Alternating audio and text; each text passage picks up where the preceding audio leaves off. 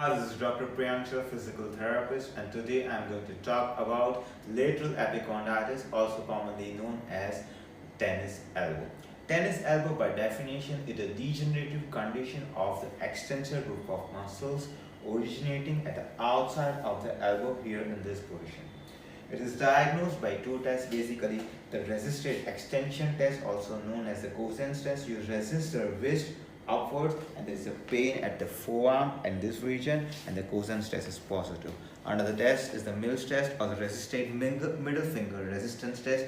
You put the hand over here, you resist the middle finger, ask the person to lift the finger, and you have a pain at this end of the forearm, and the Mills test is positive, so indicating that you have tennis elbow. Once diagnosed with tennis elbow, what you do is treatment of the local structures which are affected. The structures which are affected is extensor carpi radialis brevis and supinator group of muscles. Other extensor group of muscles can also be affected. To strengthen the extensor carpi radialis muscles, what we do is we take a TheraBand like this, and what we do is put the TheraBand in this manner and extend the wrist.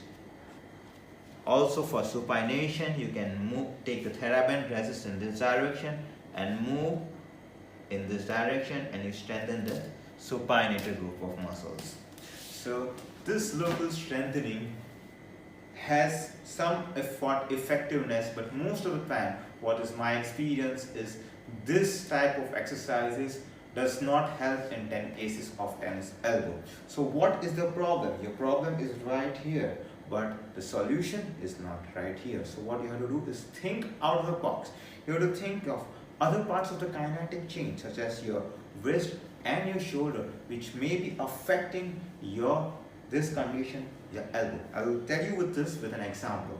Suppose I'm a tennis player and I have to do a service. So what I have to do is I have to take the ball and I push it upwards and I have to smash.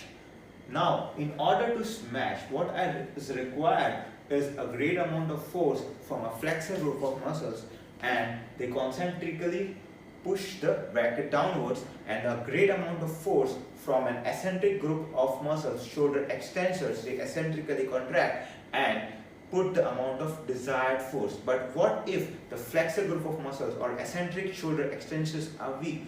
Who has to do the additional work to push the ball to the desired level of force is done by the extensor carpi radialis brevis.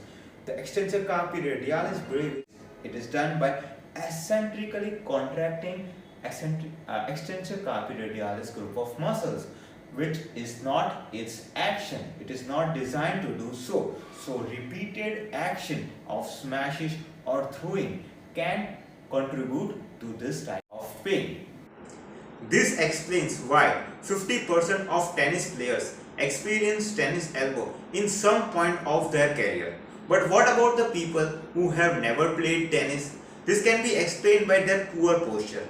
People who have tennis elbow generally have a rounded or an internally rotated shoulders. When you have internally rotated shoulders and you are constantly working on a laptop or a computer, then this leads to stretching of supinator muscles and extensor muscles. These muscles become lengthened over the period of time, and the lengthened muscle becomes degenerated. So this explains why poor posture can also contribute to tennis elbow. Research also shows that people suffering from tennis elbow have poor thoracic mobility. So my next exercise will be open book exercise to improve thoracic mobility. From an open book exercise, flex both the knees and the heel at 90 degrees. Then you have to put both the hands in this manner and then perform this action.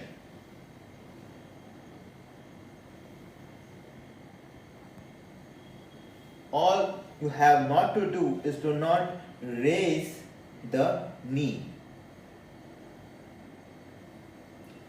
If this exercise is too difficult for you, this can also be done in a sitting position like this.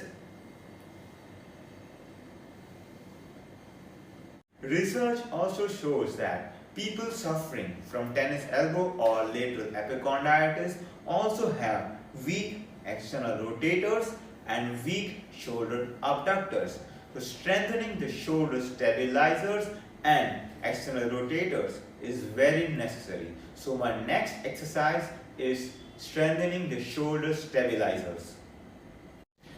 To strengthen the shoulder stabilizers, you have to lie down on your stomach and push both the arms slowly above the bed and lower. You can add resistance as per your convenience. Also, altering the position of the forearm or the shoulders will help strengthening different group of muscles.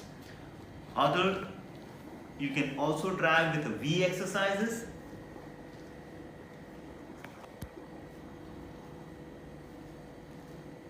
And you can play with the position of the forearm downwards.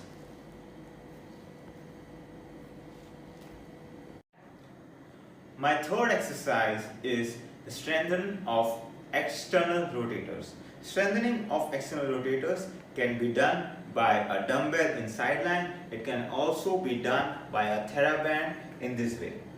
I'm demonstrating the exercise with the TheraBand. You can take a bolster or a foam roller or something like that, or a napkin, and just below the elbow in this position. It is not in the armpit, it's right here. This is to avoid the action of teres minor muscle.